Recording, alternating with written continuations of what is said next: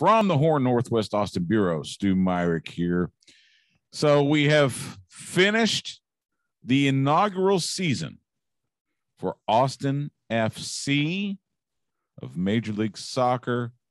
Sadly, on Sunday, it was in a 3-0 loss to Portland to end that season. They finished the season 9 wins, 21 losses, and 4 draws. And to help me break down this first season for the Oaks, join me now on the Vaqueros Cafe and Cantina hotline. He is the beat writer for Last Word on Sports, covers Austin FC and all things soccer. He is Mark Turner. Follow him on Twitter at LWOS Mark Turner. Mark, how are you, man? Hey, Stu. I'm good. It's all the better for talking to you. You know, you're one of my favorite people in the Verde press box. So it's good to see you again, my friend. And it's good to be able to chat all things Austin. It is. It's really good to see you again.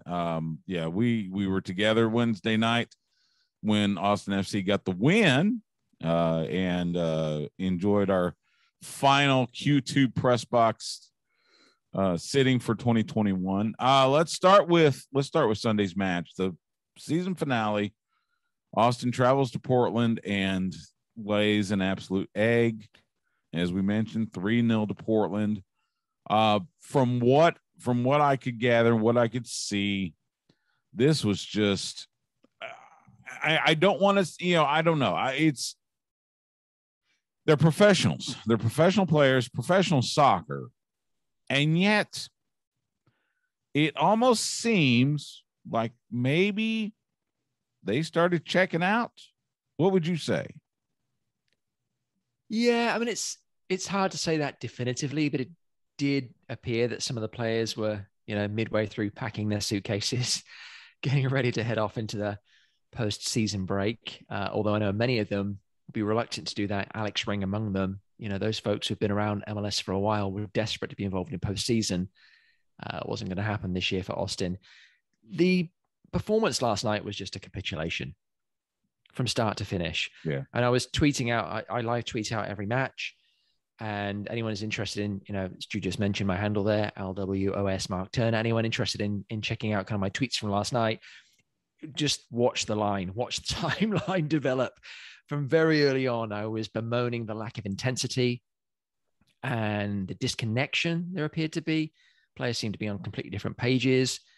They were playing so much in front of Portland's defense, not stretching it, not testing it, not playing through the gaps, not dropping the ball over the top, trying to turn defenders around. Everything was one note. And then when you roll in those individual mistakes, that's what you get. And I mean, let's be perfectly honest, these were two teams that had nothing to play for.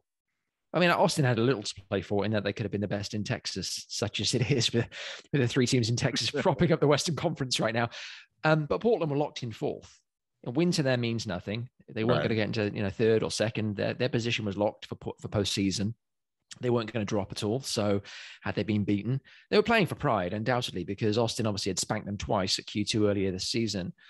But these were 2 teams that really just should have been playing relaxed and should have been just going out there and giving the best of themselves and trying to finish their season on a high and send their fans home happy.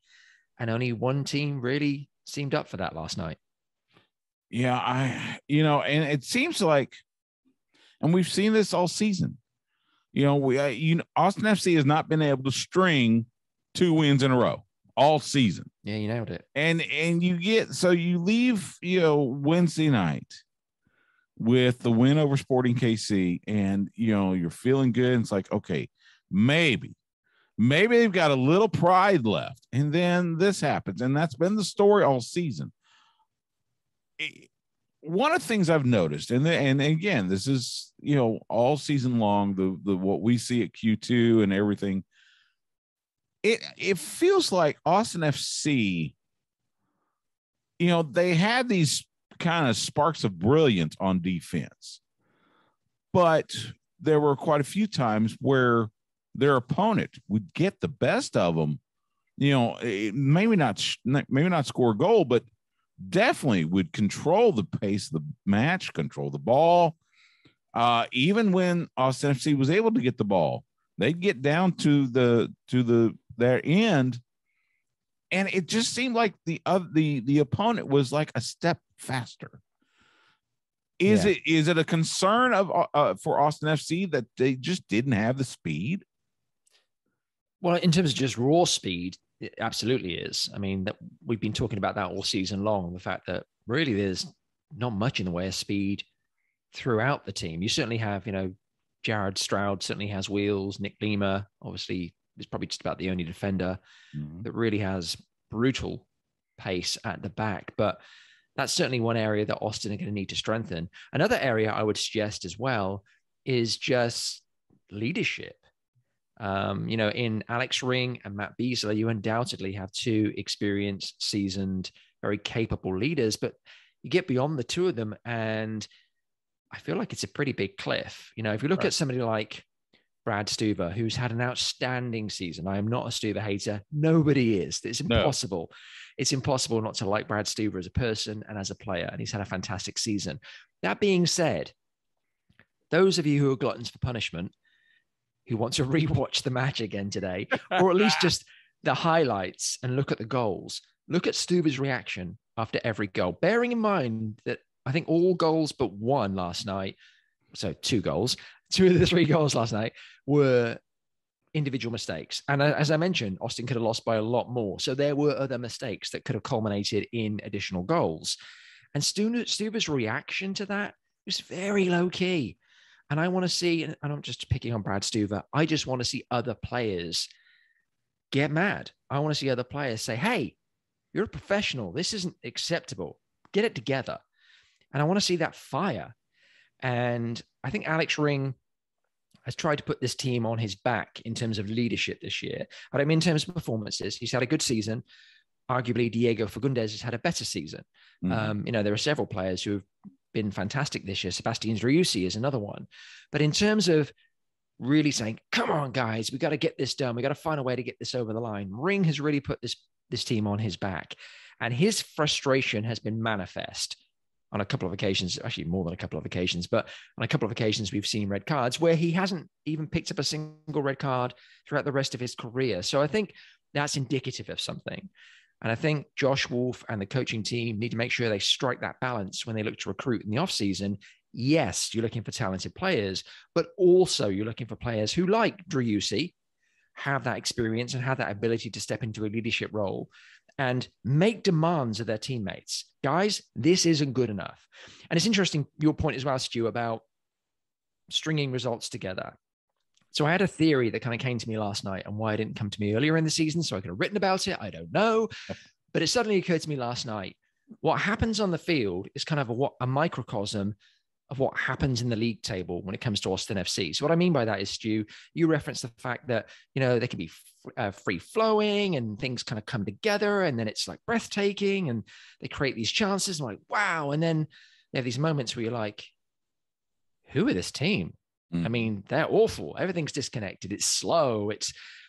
And that has culminated in patchy performances within the 90 minutes. But then you look at the league form, and it's the mirror of that. We have a couple of games where we're like, oh my goodness, these are world beaters. And then we have 2 or 3 games where we're like, is this a high school team? I mean, I don't mean to be overly disrespectful, but that's kind of how it feels. And again, that's a code that Wolf and Co. are going to need to crack. And I think it comes from good recruitment.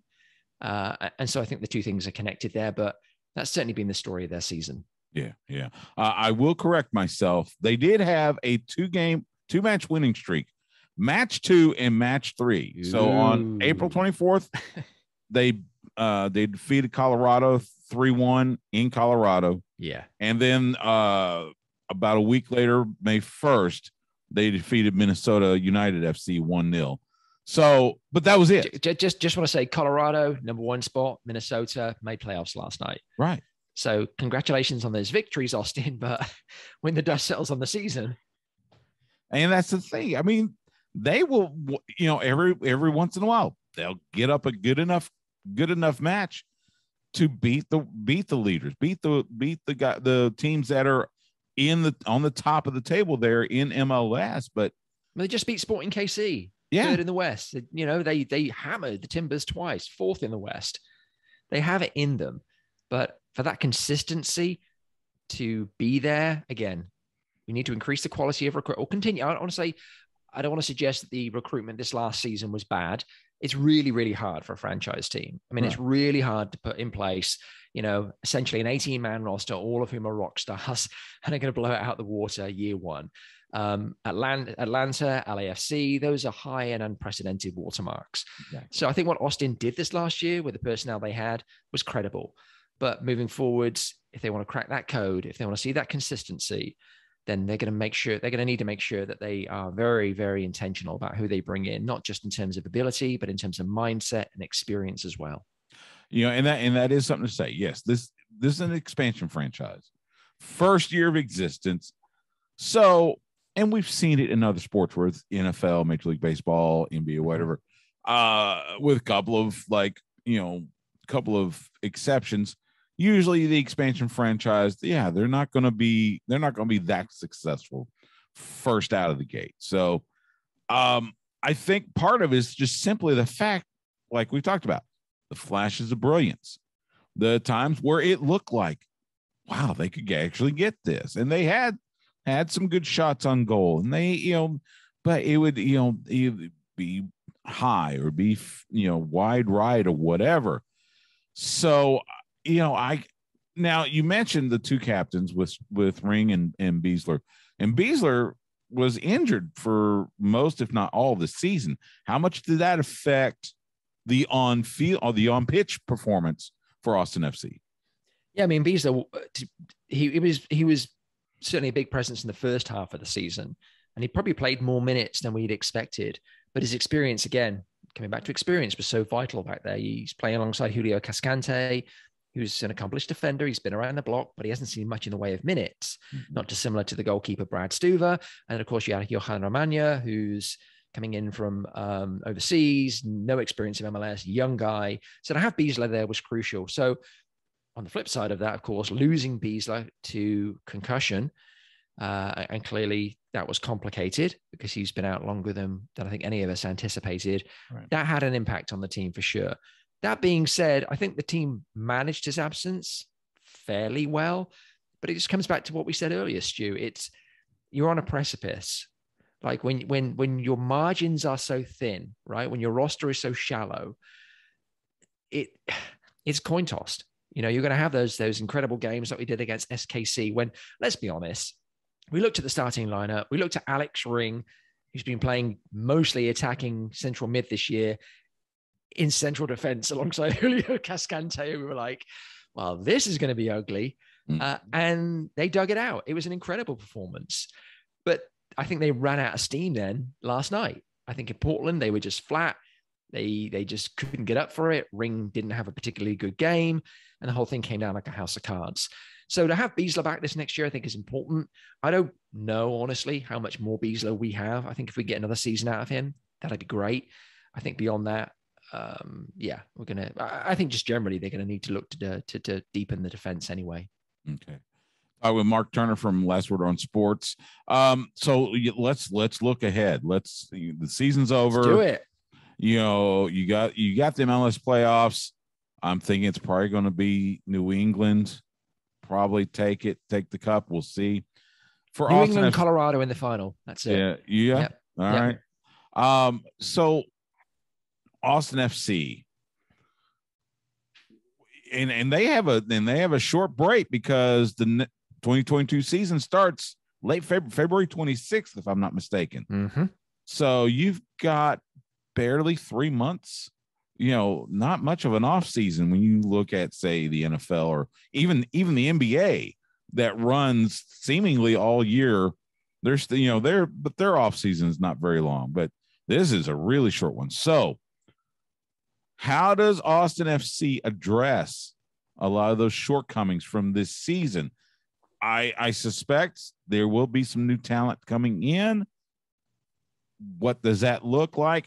And on the other side, who do we see leave Austin FC? Yeah, it's a great question. And I was actually going to ask you, I know it's your show, but I was going to ask you a question myself, and I'm going to do it here in just a moment if I'm allowed.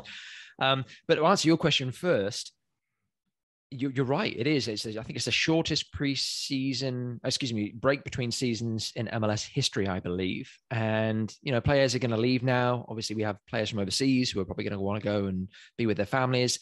But once we get early into the new year, they're going to be back into training.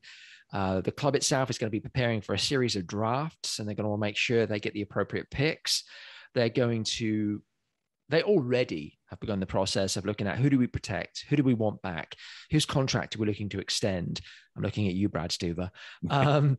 Which players we're not necessarily looking to shepherd out the door, because I don't think anyone has had a bad season where, you would actively be looking to put them on the coach and on the bus, excuse me. I confuse listeners here with the use of coach in both vehicle and man who runs team. But no one's looking to send any players out of town, I don't think. I think everyone has had a decent enough season that we'd welcome any of those players back. But the reality is, we have another expansion team coming into MLS this next year. They're going to be looking to pick up players. So they may be looking at some of what Austin has on its roster, as well as, the players across the league. So there's just a lot of jockeying for position that's going to happen, and it has begun to happen already. So it'll be interesting again. I mean, again, I won't say this is where seasons are won and lost, but so much of the legwork is done in the breaks between seasons. And this really is where Claudio Reyna, the general manager, he comes into his own. He has the experience. He's been around the game a long time here in the US, former US men's national team player, also did a fantastic job when he played in Europe. Subsequently, back office did an incredible job for NYCFC. So this guy has track record. He has an incredible network. He knows how to put a roster together. And so this really is going to be largely about what he and his team do in this offseason with support from Wolf. So the question I had for you, Stu, was you get to protect 3 players on this current Austin roster. Okay. I'm going to give you a moment to ruminate on it because I'm coming at you out left field here. Not to mix sporting metaphors, but 3 players. My 3, to give you, again, thinking time, would be Brad Stuver, would be Diego Fagundes, who I think potentially is a Austin FC captain in the making, and Sebastian Driussi. And I picked those 3 players because when I look at other players in the roster who had a really good season, Alex Ring, Danny Pereira, arguably Cecilio Dominguez, he had some high spots at least. I look at those guys and I say, are there other guys on the roster who could do the same or similar? And in most instances, I would say yes. In the case of Driussi, in the case of Fagundes, and in the case of Stuver, I see 3 players who bring something unique to the team. In Stuver, we don't have a better goalkeeper on the roster, period. And Fagundes, he is the Energizer Bunny. I mean, his effort is, he's heart on the sleeve. He's Austin FC manifest. And in Sebastian Driussi, there's just a level of class, skill, and quality there that right now we don't possess anywhere else on the roster. So those would be my 3. Okay. So I've rambled long enough, I think, to give you time to come up with yours. I definitely agree with Stuver and Driussi. I like you said, Stuver, outstanding goalkeeper, and seems to almost have kind of the heartbeat of the team. To borrow from the heartbeat of the city ceremony they do pregame. So I definitely say Stuver. I would say Driussi. I think Driussi, he's got that huge upside. He's got good experience in Europe, in the other places. So I think he's good. Fagundes, I like him. I think he's got energy. I don't know. It's hard. I'm trying to think of maybe a third one instead of Fagundes, but it's kind of hard to do. Maybe, like you said, Dominguez had some flashes, and I think he could grow into it. Just got to, he's just got to get some more minutes and more experience. Yeah, good shout. So, I could see Cecilio as number 3 that you protect. I like when Gite came in. He always came in, seemed like huge energy, lot of speed, but he seemed to wear out. Yeah, it's a good point. He couldn't last. I mean, it was one of those things where I don't know how, he's had experience elsewhere, but you got to figure, look, you got to play at least, 60 of those 90 minutes. And it seemed like he get through a half and then he's just dead. So I like GT, but I'm not so sure. I don't necessarily want to see him go, but I'm not gonna fret if he finds another club. So I think I might go Dominguez along with Stuver and GT and Driussi, but I think, like you said, I think Fagundes, maybe they're 3A and 3B. So. Yeah, that's fair. No, it's interesting the point you make about GT, because obviously he came in with a lot of hoopla. Took him a while, or took the organization a while to get him on the field. He was struggling to get his fitness initially, understandably. He hadn't played for a while. But you're right, young kid with a bundle of energy, loads of speed, strength. I mean, he's a physical specimen. And he came out the gate hot, got that goal early. I want to say it was his second or third appearance. He scored what ended up being the only goal he scored this season in, I think it's something like a dozen appearances. I think that reflects as much on the team as it does on the individual, though I will agree with you that he seemed to run out of steam in these last 3 or 4 matches in particular. And I think part of that was him trying too hard. I think as a striker, your lifeblood is goals. You really don't care whatever else you contribute. I mean, you don't. I mean, strikers will give lip service to, oh, it was a team effort and I couldn't do it without my teammates. And at the end of the day, strikers are inherently selfish. They are only interested in one stat column, and that's how many did I notch. Right. And he wasn't getting on the score sheet. And so I think he was forcing himself to go into wide positions, to drop deeper than the coach would like. Wolf mentioned this in the last 2 press conferences. They don't feel like GT was being particularly effective because he wasn't playing in those areas of the field where they need for him to be. And he kind of needs to develop that patience and understanding that just be where you got to be, do your job in your part of the field. It's up to the rest of the guys to find you. Mm-hmm. And I think we talked about areas that the club needs to strengthen. We mentioned defense for sure. I still feel like, Stu, we need a seasoned number 9. I don't know that Danny Houston is it. I don't know that Aaron Schoenfeld is it. I honestly wouldn't be entirely surprised not to see one or both of them return this next year.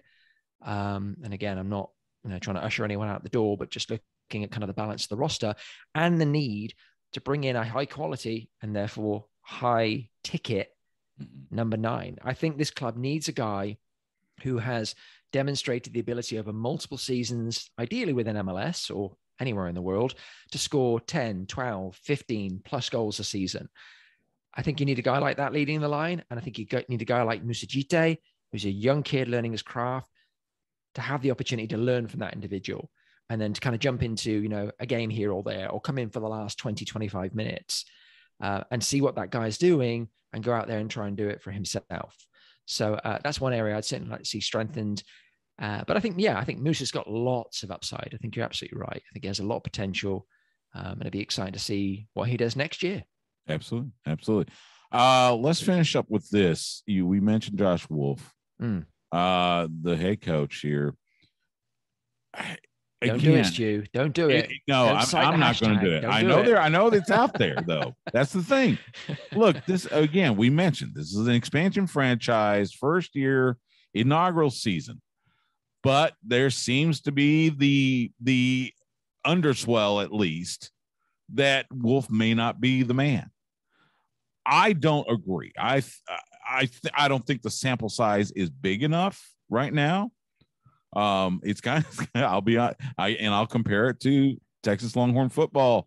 You got Steve Sarkisian, first year head coach, and while things are going south so far with some really, some terrible losses, again, the sample size isn't there. So what do we see next year from Wolf? Do we see some changes on the coaching staff? Maybe. How does that look in 2022 for the Oaks? So there's 3 reasons you lose a coach. One is the coach loses interest and doesn't want to be part of the project. That's not the case with Josh Wolf, clearly. No. The second is the organization lose faith in the coach and kick him out. And the third is a better offer comes along. The organization are definitely behind their man. And Josh Wolf, even though he's had a decent first season, I don't think he's pulled up any, if you pardon the pun, trees that other teams in MLS are necessarily going to be headhunting him. Right. So I think all things being equal, he will continue to be the Austin FC coach this next year. And like you, I think that's a good thing. You know, there's nothing wrong with being a demanding fan base and holding the front office, the coaching staff, the players themselves accountable for those results. 100% you need to do that, because otherwise what you're doing is you're saying, I'm okay with a losing culture, right? And we shouldn't be. The team shouldn't be, and fans shouldn't be. By the same token, balance in all things. Yeah. You know, first year franchise, again, outside of LAFC, outside of Atlanta, there are teething problems. There just are. It just takes a while to get established. The one thing Austin have done incredibly well this year is establish their style on the field. Now, has it always worked for them? No. And they need to get better at recognizing when it's time to roll out plan B and plan C, which they did a really nice job of actually against Sporting KC, that last home game you referenced, where they had that fantastic result. They did that in large part because they conceded possession. Possession has been Austin's game this year. Yeah. In that game, they were like, you know what? We don't know that we necessarily either have the personnel here or the quality off the bench to go toe-to-toe with SKC. So instead, let's bunker in, let's absorb the pressure, and let's pick our moments to spring. It was a different plan, and it worked perfectly. And so the fact that Austin has a clear identity, being possession-based soccer, playing out the back, I think that's fantastic. I'd like to see a little bit more development in terms of, hey, we need to do something a little differently here, and for the team to respond a bit more quickly. So I think Wolf needs to be mindful of that moving into this next season. But, you know, if you look at all of the franchise expansion teams in all of MLS's history, Stu, only about a third of them made postseason in year one. Yeah. And this league was incredibly weak for the first 10, 12 years of its existence. I mean, honestly, man, you could stumble into the playoffs by accident. So really, I really only look at the last maybe 12, 15 years and say, okay, stronger league, players from all over the world populating it, really good organizations, well run. What does it look like? And in terms of making postseason, it's just not a given for a first year team. So I want to see Wolf stay. I want to see where this project goes. I really do. But it'll be interesting to see what that snapping point is for fans if things don't pick up, you know, in the first 5, 10, you know, half a season this next year. If we don't see an improvement in results, what kind of degree of tolerance are the Austin fans going to have? And I guess we'll find out, or hopefully not. Hopefully we'll see an improvement in results and it ends up being a moot point. I hope so too. Either way, you and I will populate that Q2 press box, ready for the cold meal and the you know, couple drinks here. But hey, you know, we're grateful. I got to tell you this, one of the better press boxes in MLS. I would say Colorado's number one. Okay. Their food was off the charts. Okay. But Austin FC, man, they're a good 2 or 3. Don't bemoan Austin FC when you go to Houston and Dallas. I'm used to when I cover the Cowboys. I'm used to Jerry rolling out the spread there in the press box. Yeah, 3-course meal, right? So hey, you know, my standard might be a little higher, but hey, I'll give it that. That's like saying I usually cover Manchester United, and then I went to Austin FC this one time. Absolutely. Mark Turner, follow him on Twitter at LWOS Mark Turner. Read all of his stuff on lastwordonsports.com. Mark, man, it has been such a pleasure to get to know you this season, and look forward to chatting with you in the off season. And we'll get back at it when Austin FC takes the pitch again in 2022.